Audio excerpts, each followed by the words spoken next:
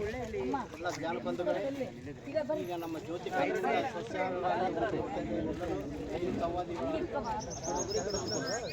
ನಾವು ಜ್ಯೋತಿ ಕಾರಣದಿಂದ ಸಹಾರ ಜಾತ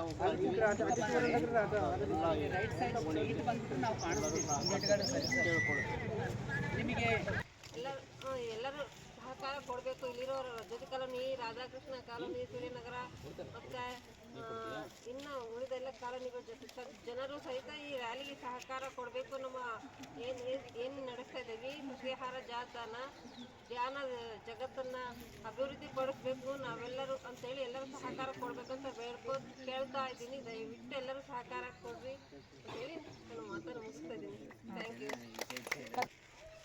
ಸರ್. ಬರ್ರಿ ಸರ್, ಬರ್ರಿ ಸರ್.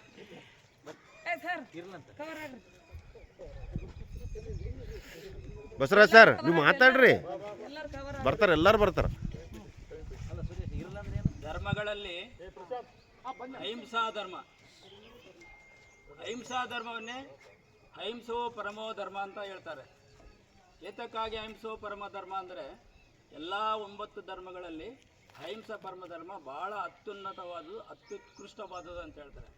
ಯಾಕಂದರೆ ಅಹಿಂಸೆಗೆ ಸಮಾನವಾದ ಪುಣ್ಯವಿಲ್ಲ ಅಂತ ಹೇಳ್ತಾರೆ. ಅಹಿಂಸೆಗೆ ಸಮಾನವಾದ ಧರ್ಮವಿಲ್ಲ ಅಂತ ಹೇಳ್ತಾರೆ. ಅಹಿಂಸೆಗೆ ಸಮಾನವಾದ ತಪಸ್ಸಿಲ್ಲ ಅಂತಾರೆ. ಎಷ್ಟು ತಪಸ್ಸು ಮಾಡಿದರೂ ಕಿಂತ ಅದು ಹೆಚ್ಚು ಅಂತ. ಅಹಿಂಸೆಗೆ ಸಮಾನವಾದ ಶ್ರೇಷ್ಠ ದಾನವಿಲ್ಲ ಅಂತ ಹೇಳ್ತಾರೆ. ಆದ್ದರಿಂದ ಅಹಿಂಸೆ ಕುರಿತು ಯಾವುದೇ ಭೂಮಿ ಮೇಲೆ ಅಥವಾ ಆಗಲಿ ನೀರಿನಲ್ಲಿ ವಾಸಿಸುವ ಪ್ರಾಣಿಗಳಿಗಾಗಲಿ ಯಾವುದೇ ಭೂಚರ ಜಲಚರ ಇರತಕ್ಕಂಥ ಪ್ರಾಣಿ ಸಂಕುಲಕ್ಕೆ ತೊಂದರೆ ಆಗಬಾರ್ದು. ನಾವು ಯಾವ ರೀತಿ ಭೂಮಿ ಮೇಲೆ ಬಾಳಕ್ಕೆ ಬಂದಿದ್ದೇವೋ ಅವು ಸಹ ಅದೇ ರೀತಿ ತಮ್ಮ ಸಂಸಾರ, ತಮ್ಮ ಪರಿವಾರ, ಸಂತೋಷ, ಆರೋಗ್ಯ, ನೆಮ್ಮದಿಯಿಂದ ಬದುಕಬೇಕಂತ ಅವು ಸಹ ಒಂದು ಚೈತನ್ಯ ವಿಕಾಸವನ್ನು ಪಡಿಬೇಕಂತ ಭೂಮಿ ಮೇಲೆ ಬರ್ತವೆ. ನಾವೇನು ಮಾಡಿಬಿಡ್ತೀವಿ, ಅವುಗಳನ್ನು ಹಿಂಸೆ ಮಾಡಿ ನಮ್ಮ ನಾಲಿಗೆಯ ಚಾಪಲ್ಯಕ್ಕಾಗಿ ತಿಂತೀವಿ. ಅದು ಗೊತ್ತಿಲ್ಲದೋ ತಿಂತೀವೋ ಗೊತ್ತಿದ್ದು ತಿಂತೀವೋ ಅದು ಮಾತು ಬೇರೆ. ಆದ್ದರಿಂದ ಅದನ್ನು ಬಿಟ್ಟು ಸಸ್ಯಾಹಾರಿಗಳಾಗಿರಿ, ಆನಂದದಿಂದ, ಆರೋಗ್ಯದಿಂದ, ಸಂತೋಷದಿಂದ ಜೀವಿಸ್ರಿ ಎನ್ನುವಕ್ಕೋಸ್ಕರ ಈ ರ್ಯಾಲಿಯನ್ನು ಹಮ್ಮಿಕೊಂಡಿದ್ದೇವೆ. ಕಾರಣ ಜ್ಯೋತಿ ಕಾಲೋನಿಯ ಬಡಾವಣೆಯಲ್ಲಿರತಕ್ಕಂಥ ಎಲ್ಲ ಆತ್ಮಗಳ ಬಂಧುಗಳು ಬಂದು ಇಲ್ಲಿ ಸೇರಿದಕ್ಕಾಗಿ ತಮಗೆಲ್ಲರಿಗೂ ಸ್ವಾಗತವನ್ನು ಬಯಸುತ್ತಾ ಈ ರ್ಯಾಲಿಯನ್ನು ಮುಂದುವರ್ಸೋಣ. ಸರ್ ಮಾತಾಡ್ಬೇಡಿ ಸರ್, ಉದ್ದೇಶಿಸಿ ಇನ್ನಿತರರು ಮಾತಾಡಬೇಕಾಗಿ ಸಸ್ಯಾಹಾರ ಜಾಗೃತಿ ಜಾಥಾಕ್ಕೆ ಬಂದಿರತಕ್ಕಂಥ ಎಲ್ಲರಿಗೂ ಕೂಡ ನಮಸ್ಕಾರಗಳು, ಸ್ವಾಗತ ಸುಸ್ವಾಗತ. ಈ ನಮ್ಮ ಜ್ಯೋತಿ ಕಾಲನಿಯಲ್ಲಿ ಪ್ರಪ್ರಥಮ ಬಾರಿಗೆ ಸಸ್ಯಾಹಾರ ರ್ಯಾಲಿ ನಡೀತಾ ಇರೋದು ನಮಗೆಲ್ಲರಿಗೂ ಕೂಡ, ಪಿರಮಿಡ್ ಮಾಸ್ಟರ್ಸ್ಗೆ ಎಲ್ಲರಿಗೂ ಕೂಡ ಬಹಳ ಸಂತೋಷವಾಗಿದೆ.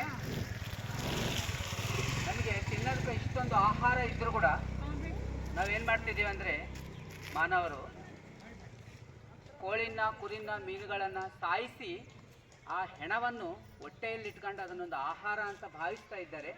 ಇದು ಮಾತ್ರ ಕ್ರೈಮ್, ಅಂದರೆ ಇದು ಮಹಾಪಾಪಾಹಾರ. ಆದ್ದರಿಂದ ಕೂಡ ಅದು ಆಹಾರನೇ ಅಲ್ಲ, ಆಹಾರ ಅಂತ ಅಂದ್ಕೊತಿದ್ದಾರೆ. ಅದಕ್ಕೆ ಜನಗಳಿಗೆ ಜಾಗೃತಿ ಮೂಡಿಸ್ಬೇಕಾಗಿರ್ತಕ್ಕಂಥ ಕರ್ತವ್ಯ ಎಲ್ಲ ಪಿರಮಿಡ್ ಮಾಸ್ಟರ್ಸ್ದು, ಎಲ್ಲರದು ಕೂಡ, ನಾಗರಿಕರದು ಎಲ್ಲರದು ಕೂಡ. ಯಾರ್ಯಾರು ಶಾಕಾಹಾರಿಗಳಾಗಿದ್ದಾರೆ ಅವರೆಲ್ಲರೂ ಕೂಡ ಖಚಿತವಾಗಿ ಶಾಕಾಹಾರನೇ ಸರಿಯಾದ ಆಹಾರ, ಮಾಂಸಾಹಾರ ನಮ್ಮ ಆಹಾರ ಅಲ್ಲ ಅಂತ ಹೇಳ್ತಕ್ಕಂಥದ್ದೊಂದು ಜವಾಬ್ದಾರಿ. ಅವಾಗೇ ಅವರು ನಿಜವಾದ ಸಸ್ಯಾಹಾರಿಗಳಾದಂತೆ. ಸಸ್ಯಾಹಾರದ ಬಗ್ಗೆ ಮಾತಾಡಬೇಕು, ಸಸ್ಯಾಹಾರ ಜಗತ್ತನ್ನಾಗಿ ಮಾಡಬೇಕು. ನಮ್ಮ ಎಲ್ಲರ ಗುರುಗಳಾಗಿರ್ತಕ್ಕಂಥ ಪಿತಾಮಹ ಪತ್ರಿಜಿಯವರ ಮೊಟ್ಟ ಮೊದಲನೇ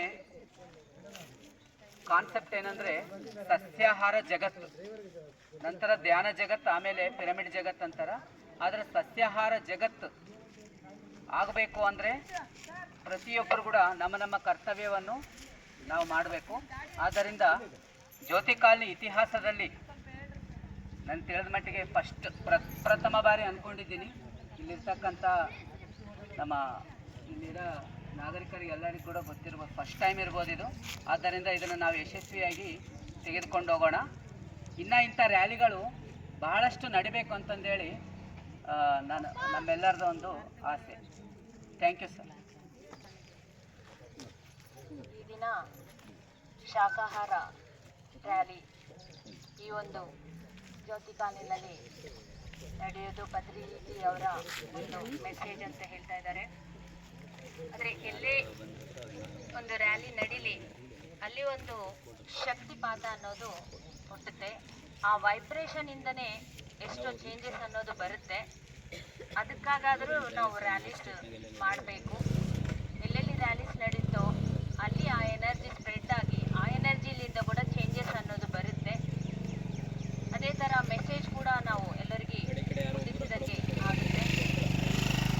ಅದಕ್ಕಾಗಿ ರ್ಯಾಲೀಸು ಜಾಸ್ತಿ ಮಾಡಬೇಕು. ನಾವು ಪರ್ಸ್ನಲಿ ಕೂಡ ಮೌತ್ ಟು ಮೌತ್ ಈ ಒಂದು ಮೆಸೇಜನ್ನು ನಮ್ಮ ಪರಿಸರದಲ್ಲಿ ಅಥವಾ ಫ್ರೆಂಡ್ಸ್ ರಿಲೇಷನ್ ಎಲ್ಲದಲ್ಲಿ ನಾವು ಹೇಳಬೇಕು. ಅದು ನಮ್ಮ ಕರ್ತವ್ಯ. ಅವ್ರು ಚೇಂಜ್ ಆಗಲಿ ಬಿಡಲಿ ಅದು ನಮ್ಗೆ ಸಂಬಂಧ ಇಲ್ಲ. ನಮ್ಮ ಕರ್ತವ್ಯ ಏನು, ಈ ಒಂದು ಮೆಸೇಜನ್ನು ಹೇಳಬೇಕು. ಯಾಕಂದರೆ ಭಾಳ ಮಂದಿ ಅವ್ರ ಬಾಯಲ್ಲಿ ಕೇಳ್ತೀವಿ, ಅದು ತಪ್ಪು ಅಂತೂ ನಮ್ಗೆ ಗೊತ್ತೇ ಇಲ್ಲ, ನಾವು ಇಷ್ಟು ವರ್ಷ ತಿಂದಿದ್ವಿ ಅಂತ. ಅಟ್ಲೀಸ್ಟ್ ನಾವು ಹೇಳಿದರೆ ಇದು ತಪ್ಪು ಅಂತ ಹೇಳಿದರೆ ಅವ್ರು ಚೇಂಜ್ ಆಗೋದು ಅವ್ರ ಕರ್ತವ್ಯ ಅಷ್ಟೇ. ಹೇಳೋದು ನಮ್ಮ ಕರ್ತವ್ಯ. ಅದಕ್ಕಾಗಿ ರ್ಯಾಲೀಸು ಮಾಡಬೇಕು, ಮೌತ್ ಟು ಮೌತ್ ಕೂಡ ನಾವು ಹೇಳಲೇಬೇಕು. ದಯಾವಂತ ಭಗವಾನ್ ದಯನಿಧಿ ತಂದೆ ದರುಶನ ಪಡೆಯಲು ಬಂದೆವು ಆಲಯಕ್ಕೆ. ಕಣ್ಣ